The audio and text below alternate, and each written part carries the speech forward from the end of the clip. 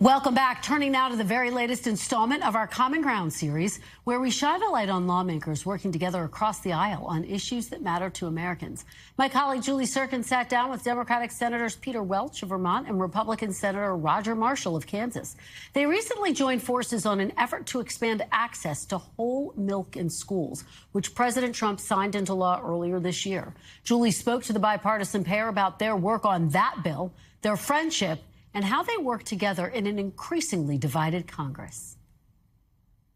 Usually we're working out in the gym about this time of the day together. Together? Together. Okay. I mean, not that it's on purpose, but the gym is not very big, and we're just kind of in the same habit. There's 4 or 5 of us that get in there at about the same time every afternoon. So we have our best discussions then as well. It's my favorite part of the day. He's Mr. Aerobics. Well, if we're talking, we're not working out. That's what's called an executive workout. That's where you do your best work. He's one of our doctors here, so, you know, he gives us good advice about trying to stay fit. But whole milk is part of it. So whole milk, yeah. So you know, think about this Maha movement. If Mother Nature made it, it must be great for you. So whole milk, yeah, comes directly from those mama cows. Vermont, a big dairy state. Kansas, the fastest growing dairy herd in the country as well. I got involved in this because I was hearing from my farmers. And I was hearing from parents as well. And here we are in Vermont, that's a blue state. And then Roger, I'm talking to him about this, and he was hearing from his farmers and parents out there. So what it really tells me is that if we interact on the basis of what we're hearing from the people we represent, oftentimes the challenges they face are identical, whether they were Trump voters or they were Harris voters. So Roger's been somebody that I've been able to work with where we're trying to solve a problem that the folks that he represents and the folks that I represent share. And if we work around trying to have a common solution for a common problem, it really creates a much better atmosphere and much better potential for progress. You've both been focused clearly on the rural communities in your states, on farmers. I want to talk about the rural broadband bill that you came together on. This is a huge issue. 1/3 of Americans lack access to some broadband or all broadband, and it's 2026. Yeah. Did you also come together on that in the gym? So we started this in the House together. We did. We're working on this as well. And we both really care about rural America. And by the way, I think urban America should deeply care about rural America. You know, the values there of hard work, of community spirit, of helping your neighbor, those are really needed more, not less, in America. We created a broadband caucus, and we started with the determination that rural America should have the same high-speed and high-quality broadband as urban America. And we got more and more support for that and had an enormous amount of success. Long way to go, but there is solid broadband across this country, way better than it would have been without the efforts that we and others who joined us were successful in doing. So high-speed internet is as important to this generation as an interstate highway system was to my parents' generation. President Eisenhower led that interstate highway system across the country. This is the highway of today. So it's important to agriculture. It's important to healthcare, education. And so this is, like I said, just every bit as important as having highways connecting the country is high-speed internet. Can you just peel back the curtain a little bit? Because you, on paper, both are so different, right? You come from different states. Obviously, your political views are different. You've known each other since your time in the House. What is it really like here? Is there a lot of bipartisanship? How do those conversations go when the cameras are off? Well, I think 2 things. I think, first of all, most of us here, all of us here, by and large, are here because we actually do want to make a difference for the people we represent. Number 2, all of us are stuck in this system where instead of focusing on common solutions for common problems, we're in the political back and forth that's gotten worse. And you go to your partisan corners, and it becomes more important to get a partisan victory. But the way I think people like Roger and I try to break through is to get concrete. We need broadband in Vermont. We need it in Kansas.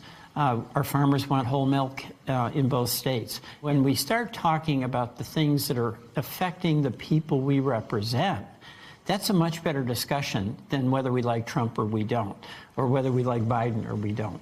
because we're talking about something that Roger deeply cares about and I care about, and that's the people that I represent who share a problem, and it gets us talking about, all right, what can you and I do together? And what we also know is our prospects of getting something done that helps the people we represent are far better when we partner than if we try to do it alone. We could do 99 things together this week, and if I disagreed with Peter Welch on one thing, that's all the news is going to be focused on, the one thing we disagreed on. But what Peter and I typically do is we agree on the same goal. And at the end of the day, you know, my dream is to leave this country better than I found it.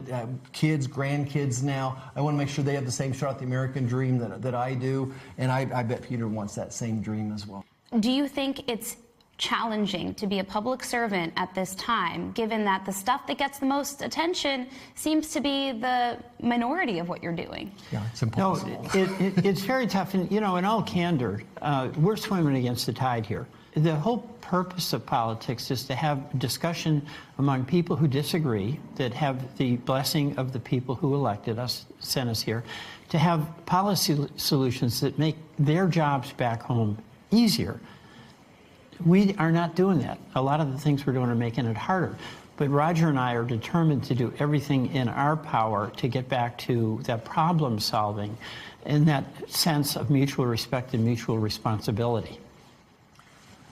Yeah, I think, you know, one thing, we live in this world of social media, and let me back up even just to say, I tell my parents this all the time, is they'll be watching cable news and they'll get mad. And that's the goal. I mean, remember, it's not news, it's really entertainment. They're calling it cable news at night, but it's really entertainment. Both sides do the same thing, and their goal is to make you mad and create hatred, and then you feed on that.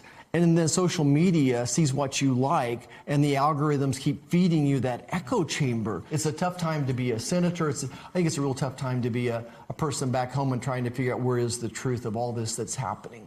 Yeah, and let's just be frank about this. There are a number of issues that probably make having kind bipartisan discussions more difficult. You know, the war in Iran, people are deeply divided, right? Even in this country, what it's doing to their pocketbooks. The DHS shut down. You have different reasonings for why you might be on one side or another. So when you talk about those difficult topics, is it hard and frustrating sometimes to work together despite of all of that?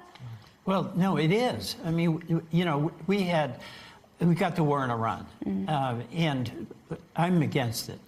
But I do think that the president should be coming to Congress and explaining to Congress why it is and he's doing this and what the plan is and what we can expect as an outcome. Those are serious topics, and they shouldn't be reduced to accusations. There should be a full and robust debate among the American people. That's what political dialogue and debate is about.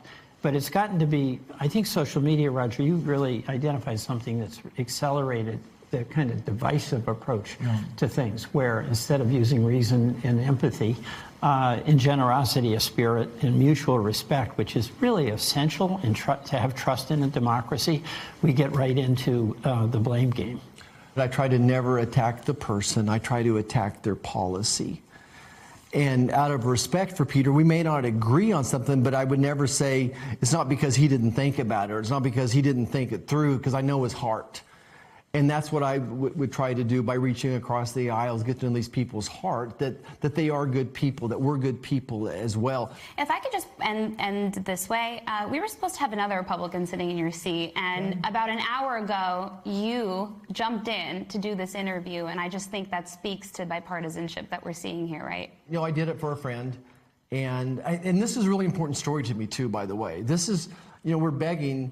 I complain that all they want to talk about is the partisanship things and when we're yelling and screaming at each other. But here, two people have had great success. We got our home milk bill across the finish line. We've got a lot of our high-speed internet bill across the finish line. We're ready to do the next chapter in the next farm bill. I appreciate you giving us an opportunity to show that there is some work which we do together, even while we have disagreements about some major policy questions. You know, the joy that I think all of us get in life is when our efforts succeed in helping other people get a step ahead. And all of us, I think, would feel much better if we were more productive. And more productive means that we've got to work together. Amen. What a great conversation. Our huge thanks to Julie Sirkin for bringing us that common ground. We thank you for watching, and remember, stay updated on breaking news and top stories on the NBC News app or watch live on our YouTube channel.